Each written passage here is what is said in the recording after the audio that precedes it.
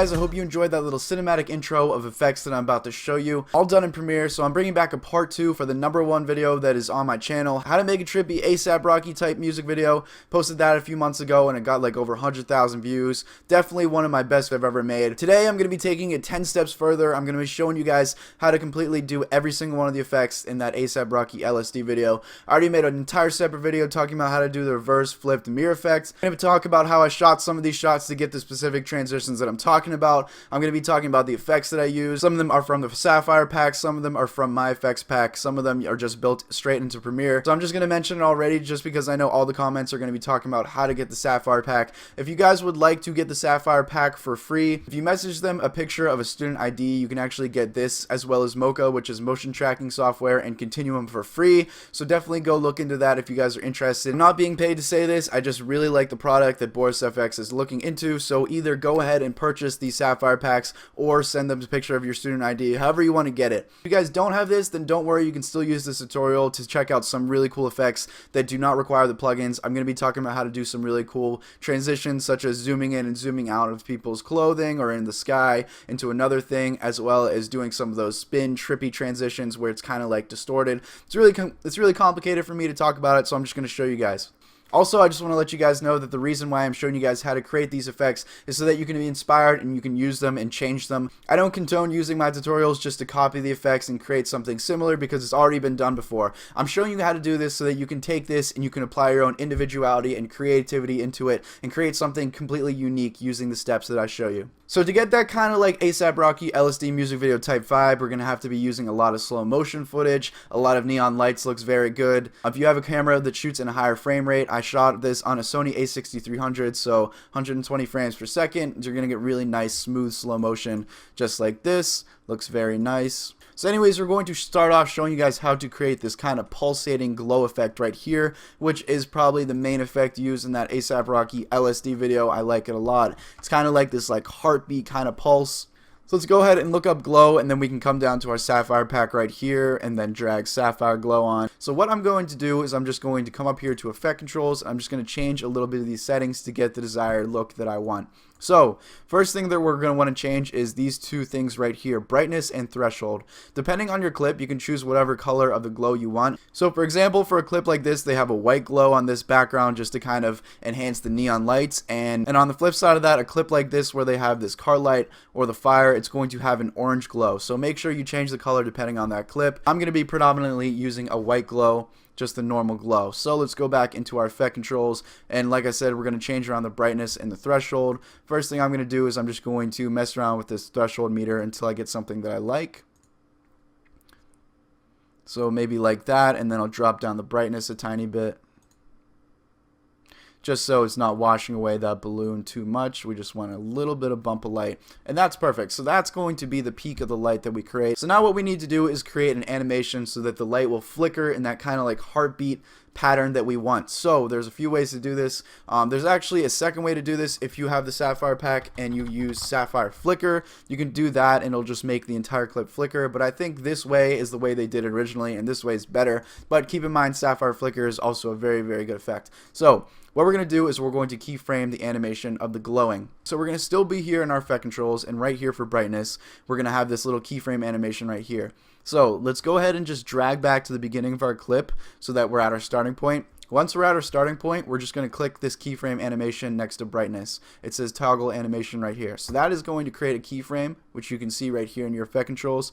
So our brightness is at 1.673, and you see that that created a keyframe. So what we can do is hold down shift and just click the right arrow key twice. That's going to move us over 10 frames. Now what we can do is just bump the brightness up. So let's bump it up to around 2.19. And now what we're going to do is just move over again, and we're going to bump that back down to around 1.5.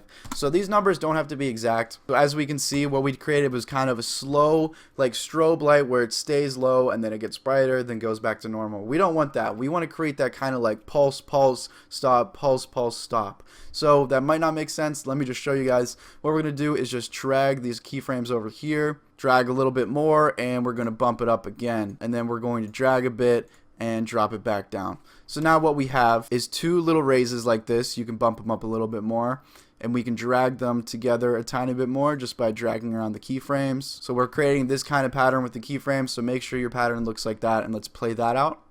And now we got that little double pulse. So very simple, just need to be changing around the pattern of your keyframes, make sure they're together, make sure you have two raises, and make sure they're kind of pushed together. As you see, you just have that quick little double strobe effect. And if you want to make it less bright at the peak, you can always just drag these down, and that'll make it less bright. So instead of having to do that over and over, we're just going to highlight all of those keyframes. We're going to click Control C. We're going to move just to the last position, and we're going to click Control V. And then we're going to go over and click Control V again. We're just going to paste that for the entire length of the clip. And then let's play that out. And you see that we have those quick little strobe effects. I think that that's actually a little bit too quick. So what I'm going to do is just Control Z, undo all of that till we're back to our original. And I'm going to actually drag out this last keyframe. So it's really just kind of manipulating the keyframes until you get the look that you want. So now that's perfect. We don't have to do that again with any of the clips. We can always just right click this, copy this, and then paste the attributes of it. So this clip, it does not have any pulsing on it, but what we can do, since we just copy the attribute, we can just right click on the clip, paste our attributes, and then just paste our sapphire glow effect just like that. And we'll play that, and now we have the pulse on this clip. And like I said, if you ever want to make it brighter depending on this clip, you can just go in and just raise these peaks just like this. And you can make any of the adjustments of the actual glow itself, or the threshold, or the brightness for any of the clips. So like I said, there you go, just fix it for that clip. So that's how you fix that issue. So now what I'm going to show you how to do is create this transition where it kind of warps into the next frame like this. And this is actually called a distort chroma effect. And as you see, I used it in a few different spots. I used it right here where it said carousel. Kind of did a quick one. I kind of did like, this is kind of like a medium version of it, a quick version of it, and then a long version of it. So I'll show you what you can do to manipulate the clips to create that transition longer or shorter. It's very, very simple. And I think that looks really cool. I'll just play it in slow motion. You can really see it warp back into normal. Alright, so let me show you exactly how to do this. So here's what we got. We've got just this carousel clip and then cuts into him walking in slow motion. So what we're going to do is we're going to find the place in between these two clips where it changes. So I'm just going to use my arrow keys. So right here, this is the place right in between those two clips. This is where we're going to make our transition. So we're going to hold down shift, and this is where you can really pick how long you want the transition to be. If you click over 2 arrows, that's going to be a normal transition. If you click over 4 arrows, so for example, we're in our middle, we go 1, 2, 3, 4, you can make a cut there, and then you can go back to the middle. So shift, right arrow key, 1, 2, 3, 4, make a cut, 1, 2, 3, 4, make a cut right there. This is kind of like a stretched out kind of thing. So I feel like that was really hard to explain just with words, so I'm just going to show you what I'm really talking about. So the further you make this cut between your clips, the longer the transition is going to be. So if I nest these two right here, if I make this one clip in the middle and then I apply that distort chroma effect right here, and then I'm going to go up to effect controls, I'm going to find that, I'm going to find the place in the clip where it switches, so right there. So that's the very middle. I'm going to just click this keyframe button next to amount, so that we're going to keep that at 1. I'm going to slide to the beginning, make that 0, and then slide to the end and make that 0. So what I just did was I created a keyframe so that it starts at 0 distortion, it animates to 1 distortion, and then it animates back to 0 distortion, just with that 3 clicks. Just with those 3 clicks. And what that is doing is it's creating this effect right here. So it starts at 0, fades into 1 amount of that distort chroma effect, and then goes back into 0 just like that. And it's very smooth. It looks really, really good. I like how that turned out for that specific clip. Alright, so another thing I like to say that they did a lot in this video is what they will do is they use this technique where they will zoom the camera into one thing and then zoom it out of another thing, and those things will be very similar. So for example, what I did to recreate that is I had him walk right towards the camera using this black hoodie and completely cover up the lens with the hoodie. Then what I did was I transitioned right into a clip where I'm zoomed into this pole right here, and then I reveal this whole shot right here. That's how you create that kind of flow of that transition right there. And what they did a lot in that video is they mixed the chroma effect that I just showed you with that technique. So what they did with this little clip right here is they have this car light in the very back, this nice red and orange. They add that distort chroma effect right when the camera gets super close to it. right here, as you guys can see. And then what they did was they transitioned into the fire. Similar color, similar thing like that. It just adds really nice flow into the video, and it's just something that's really creative that you guys can do. Just making those cool little transitions with your camera. So it just takes some creativity and it just takes some thinking on the side of that. So as you see right here, I have the shot of him standing, and then I just pan up into this light, zoom in. I add that distort chroma effect that I just showed you guys how to do, using that transition cut into my next clip, and I zoom out of this lighter right here, just like that. So depending on your clips, you're always going to get a different output. I thought the output of this one was a little bit choppy, but just because the effect looks so cool, I thought it still turned out pretty good. So now I'm going to show you something you can do in Premiere using just a spin effect, as well as this little trick that I actually showed you in a previous video, I think months ago. So if you guys would like this spin effect right here, it is actually included in my preset pack for only $10. It's on my website. I'm going to be coming out with a lot more transition packs, stuff like that, if you do like it. If not, you could probably find some kind of spin preset or find some tutorial showing you how to do a spin transition just like this on YouTube. There's so many different little transition tutorials. I don't want to talk about the transition itself, but like I said, if you do want the preset, go down to the description and you can check out my 25 effect pack. All right here, they're all very useful, and you can get that purple haze spin, which is featured in this video. So here's just all my raw clips. I'm going to show you from scratch how you can create that transition.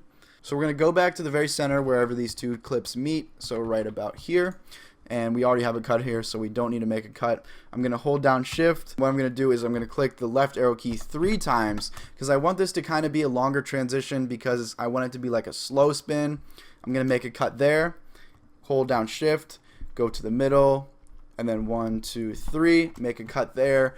And what we're going to do now is select these two clips just like this, and we're going to nest them just like that. Alright, so now we have this nested clip with the transition in the middle right here. So all we have to do is, I'm just going to go into my preset pack. Like I said, go check it out or look up a tutorial for Premiere Pro spin effects. There's so many out there. I'm just going to drag my preset because it's easier. So we got our spin effect. It's looking nice just because it's a preset. We just got that completed in only one step.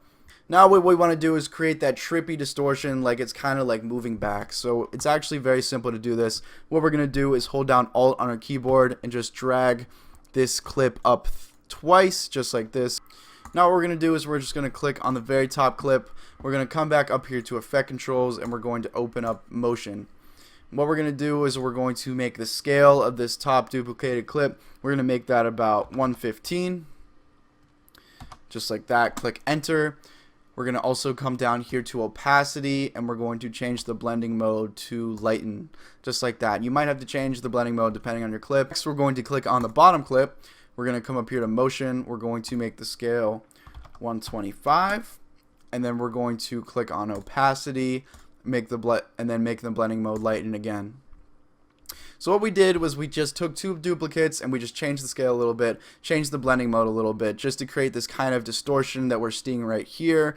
As you can see right here, it's kind of adding that distortion to the face where it kind of adds those levels. If you guys would like a full tutorial on what I just did, I'm going to link below my trippy young lean tutorial, and it'll show you techniques like that, as well as using masking to create a kind of like easy clone effect. Anyways guys, that's all the steps that I use just to create that kind of LSD recreation. I hope you guys enjoy the video. Make sure you guys leave a like, comment, subscribe. Let me know what you'd like to see in the comment section down below. Thank you for watching, and I'll see you guys later.